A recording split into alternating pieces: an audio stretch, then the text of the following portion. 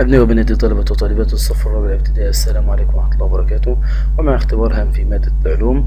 السؤال الأول: أكمل ما يأتي. رقم 1: الكيلو جرام وحدة قياس نقط.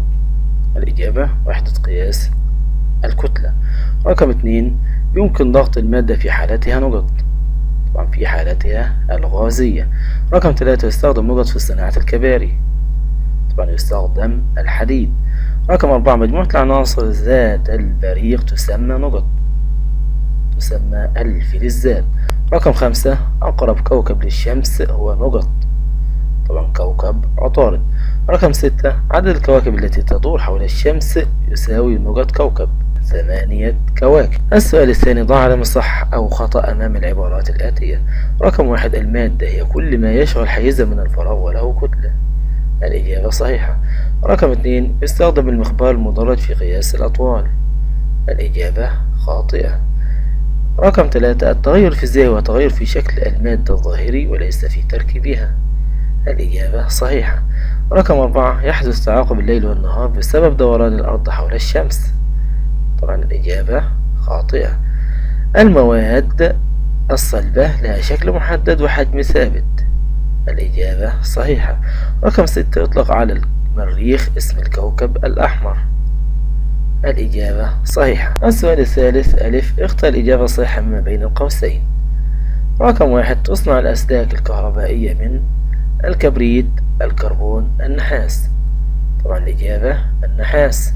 رقم 2: الشمس نجم لأنها نقط، تمتص الضوء ولا تشع الضوء ولا تعكس الضوء. طبعا الإجابة تشع الضوء. رقم 3: إضافة ملح الطعام إلى الماء مع التقليب ينتج عنه نقط، مادة جديدة ولا تغير فيزيائي ولا تغير كيميائي. طبعا المادة الجديدة هي التغير الكيميائي، فبالتأكيد الإجابة تغير فيزيائي لأنه تغير في شكل المادة ولا ينتج عنه مادة جديدة. رقم ب: من الرسم الذي أمامك حدد الحالة التي توجد عليها المادة.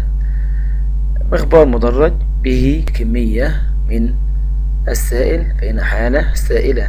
دي حالة سائلة يا أولاد، لأن شكل السائل اللي موجود داخل المخبار يتغير بتغير الإناء.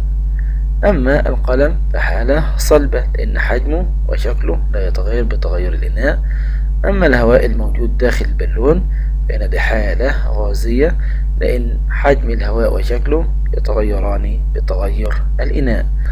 السؤال الرابع: ألف، اكتب المصطلح العلمي.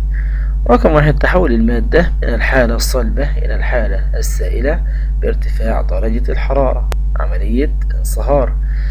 رقم 2: أجسام معتمة تدور حول الشمس في مدارات محددة، الكواكب. رقم 3: أبسط صورة توجد عليها المادة ولا يمكن تحليلها إلى مادتين أو أكثر، العنصر. رقم ب: علل لما يأتي. رقم 1: تبدو لنا نجوم صغيرة الحجم جدا. الإجابة: لأنها بعيدة عنا جدا. رقم 2: صدى المعادن تغير كيميائي. الإجابة: لأنه تغير في تركيب المادة وينتج عنه مادة جديدة.